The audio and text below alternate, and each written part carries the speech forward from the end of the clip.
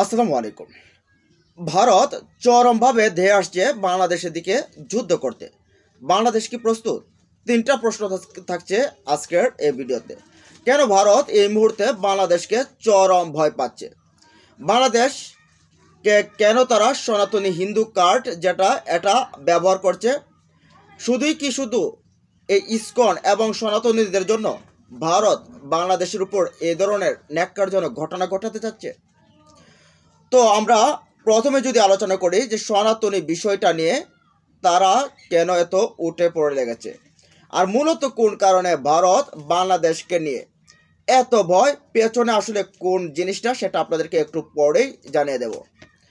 দেখেন, ভারত ঠিক তখনই তেলে বেগুনে জলে উঠছে যখন এই দেশ থেকে ফ্যাসিবাদী স্বৈরাচারী শেখ হাসিনা পালিয়ে গেছেন।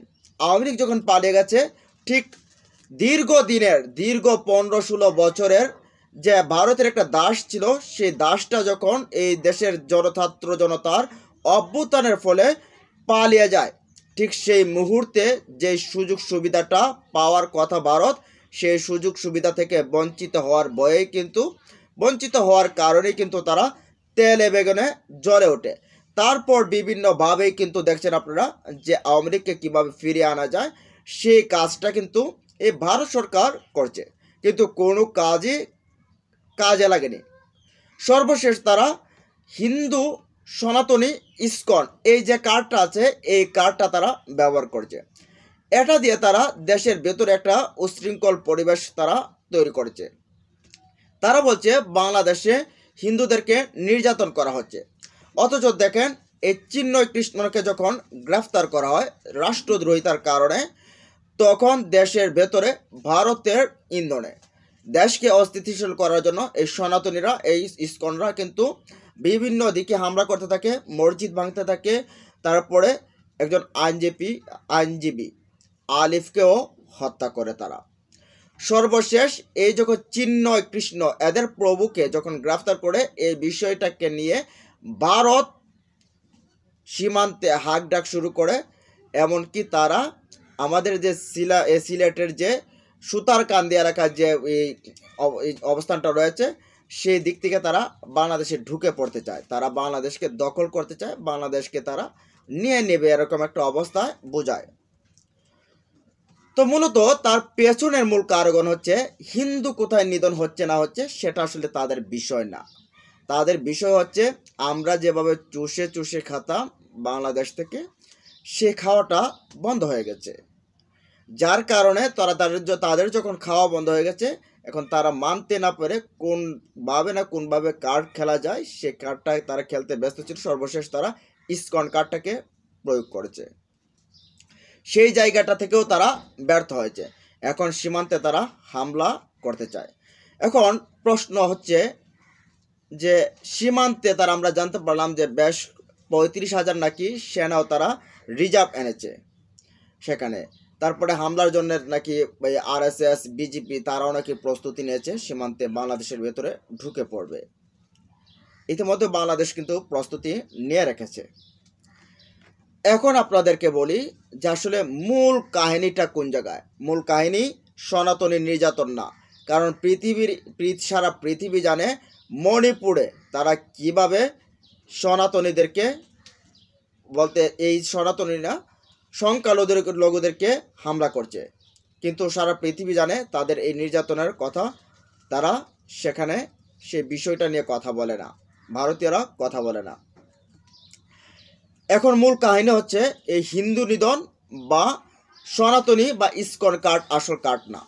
আসল কার্ড হচ্ছে পঞ্চগড়ের চিকেন নেকের ঠিক সীমান্তের 12 কিলোমিটার কাছাকাছিতে বাংলাদেশ এশিয়ার দ্বিতীয় সর্ববৃহৎ বিমান ঘাঁটি করতে যাচ্ছে, আর এতে সহায়তা করছে চীন, যেটা ব্রিটিশ সময়ও এখানে দ্বিতীয় বিশ্বযুদ্ধের সময় সেখানে একটা বিমান ঘাঁটি ছিল। পরবর্তীতে বাংলাদেশ স্বাধীন হওয়ার পর কিন্তু এখানে সেটা পুনরায় চালু করার জন্য, রিকভার করার জন্য করতে চাইলে কিন্তু ভারতের বিরোধিতার কারণে কিন্তু বাংলাদেশ করতে পারে। সর্বশেষ যখন 5 আগস্ট 2024 সালে এই যে শেখ হাসিনা এবং ভারতের দাসের যখন পরাজয় হয়, তখন ডক্টর ইউনূসের সরকার সেই বিমান ঘাঁটি তৈরি করার কাজে উদ্যোগ নেয় এবং হাত দেয়।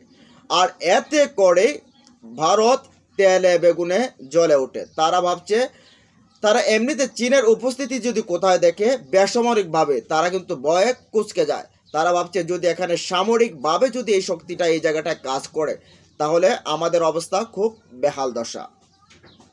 দেখেন, তারা বলে বাংলাদেশের সাথে যুদ্ধ করবে, বাংলাদেশের সৈন্য সংখ্যা কম, কিন্তু আপনারা জানবেন যে ভারতের যে সৈন্য সংখ্যা রয়েছে 100%-এর ভেতরে 70% কিন্তু পাকিস্তান এবং চীনকে সামাল দিতে তারা ব্যস্ত রাখতে হয়। সেখান থেকে আনার কোনো সুযোগ নেই, আনলে তাদের ওই সীমান্তগুলো অরক্ষিত, সেখান থেকে যে কোনো সময় অঘটন ঘটতে পারে।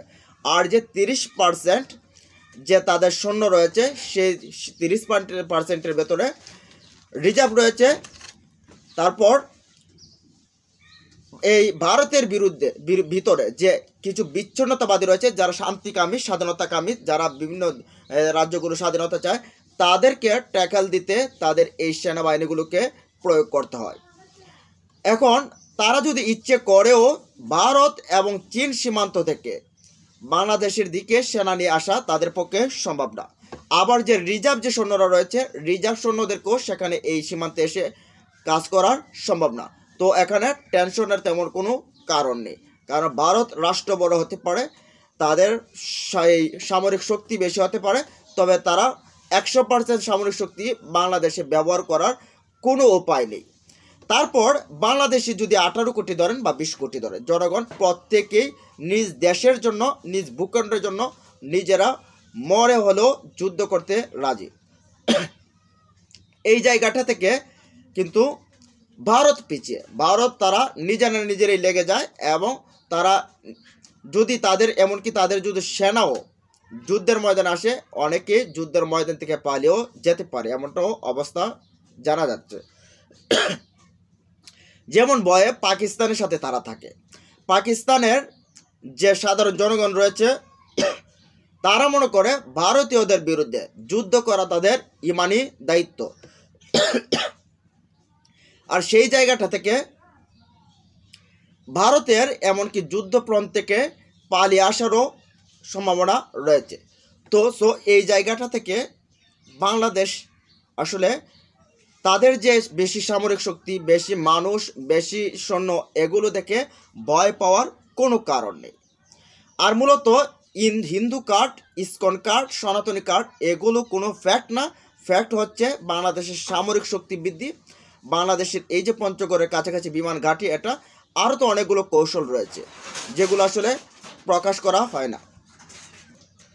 এই ভয়ে মূলত ভারত রয়েছে, কারণ ভারতের আশেপাশে পৃথিবীর একমাত্র রাষ্ট্র ভারত, যেটার আশেপাশে কোনো বন্ধু রাষ্ট্র নেই।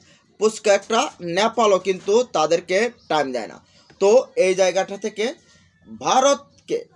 ভারতের এই এত সৈন্য দেখে আসলে বাংলাদেশ বিচলিত হওয়ার কোনো কারণে, আমরা বড়াই বাড়ি দেখেছি, আরও বিভিন্ন যুদ্ধগুলো দেখেছি, সেই সময়টাতে যে ভারত কীভাবে লেজ গুটিয়ে পালায় সেটা আমরা ভালোভাবেই জানি। সো এই জায়গাটা থেকে কোনো চিন্তা করার মানে হয় না। তো প্রিয় দর্শক, আপনার জন্মভূমি, আপনার নিজের দেশের ব্যাপারে আপনার কমেন্ট বক্সে জানিয়ে যেতে পারেন আপনার অনুভূতি। ভালো থাকুন, সুস্থ থাকুন, আল্লাহ হাফেজ।